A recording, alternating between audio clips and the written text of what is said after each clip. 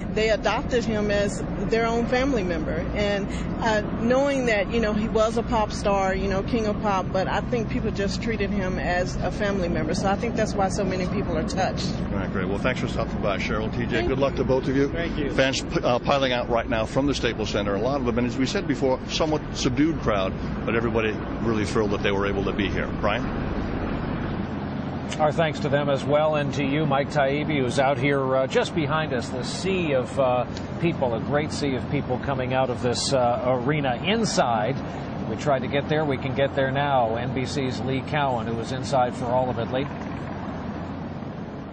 Brian, I think folks are just starting to file out now. You might be able to see behind me. The only thing left now on the stage is just a single mic with a spotlight on it all by itself on the stage. I think what was really struck the people here is sort of the roller coaster of emotions that this crowd went through. I mean, sometimes they were on their feet, they were clapping, they were singing along with the music, and then just a few moments later would be back in their chairs in a moment of silence, and then a couple moments after that they'd be laughing. I think that that moment with Magic Johnson talking about the Kentucky Fried Chicken and how much Michael Jackson loved that for dinner came at the perfect time, because it was a tough couple of moments there, and that hit the perfect note. I think the other thing really is as Josh alluded to, the fact that this all came off so quickly, and apparently it seems without any hitch. I mean, this was certainly not a rudimentary production. There was a lot going into this, and the fact that they pulled it all together so quickly and it came off the way it did, I think really is a testament to the promoters here and also to the Jackson family. In the midst of everything else that they had going on, to be able to pull this kind of public memorial together is really a testament to them. Brian? Lee Cowan inside the Staples Center here in Los Angeles. And Lester, it was such an interesting point that Josh Mankiewicz raised. This had to just work. And it did. In the eyes of most watching, it was a dignified, well-organized show. Absolutely. And there wasn't a lot of big production here. It was people speaking from their heart and singing from their heart. But, we've talked about what happened in there. To me, what I'll remember perhaps most of this day is not just that, but watching people with their hands up in the air in New York City, in London, swaying to We Are the World, a song that Michael Jackson wrote with Lionel Richie. And you multiply that across what might have been happening in the 36 theaters around the country, other parts of the world where people were united in this moment to celebrate one life. There are very few people who will walk across this earth who will have that power, that magnetism, and draw that many people together.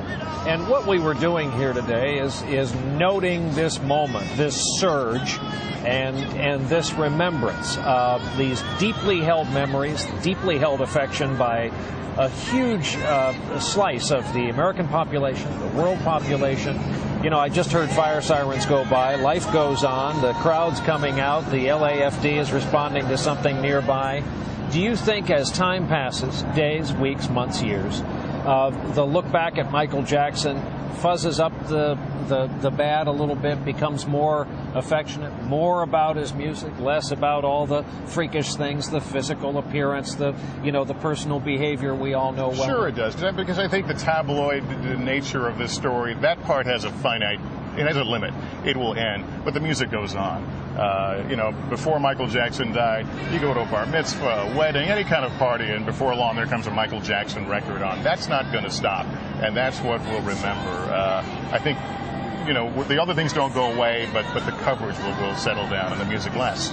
And you, I assume, join me in noting that the tone in at least some of the remarks, kind of defensive in advance of some of the criticisms they might hear. Yeah, and that's been the battle. I mean, you and I have interviewed several people along the way over the last couple of weeks who say, well, you should only concentrate on the music. Right. Well, that's not our job. Obviously, we have to cover all aspects of what made him famous and in some cases infamous. Well, that's going to do it for our coverage here at the Staples Center in Los Angeles. We will have a full wrap-up of this, of course, and the other day's news tonight on NBC Nightly News from our Los Angeles bureau. Continuing coverage now goes on MSNBC on cable and MSNBC.com, where you can share your thoughts, continue to, about what we've witnessed here today. We will also be airing a special edition of Dateline. That's tonight at 10/9 Central. That'll be anchored by my colleague Lester Holt. And on behalf of Lester and our entire staff here, we want to leave you now with one of the more memorable performances of Michael Jackson's own song, I'll Be There, as we saw it displayed here on stage at the Staples Center behind us. So on behalf of our entire team here, I'm Brian Williams. Thank you for being with us.